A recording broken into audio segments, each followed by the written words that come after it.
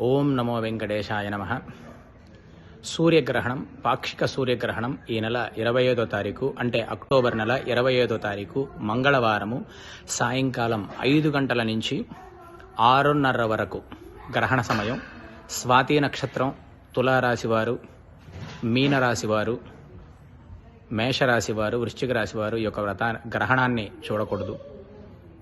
గర్భిణీ స్త్రీలు చూడకూడదు. భారతదేశంలో పాక్షికంగా కనపడుతున్నందున గర్భిణీ స్త్రీలు ఎవరు కూడా చూడకూడదు.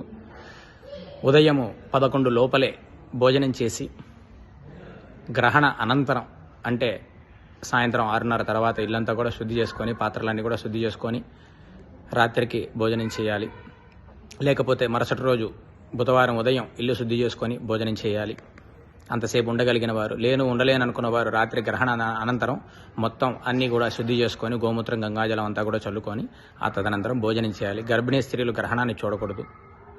గ్రహణ నియమాలు అందరూ కూడా పాటించి ఈ స్వాతి నక్షత్ర, తులారాశి, మీనరాశి వారు, మేషరాశి వారు ముఖ్యంగా గోధుమలు, ఉలవలు, కేజింబావు మరుసటి రోజు ఉదయాన్నే దేవాలయానికి వెళ్ళి దానం ఇచ్చి గ్రహణ శాంతి చేసుకోవాల్సింది కోరుచున్నాము.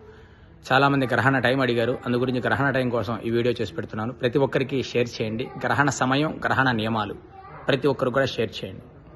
ఓం నమో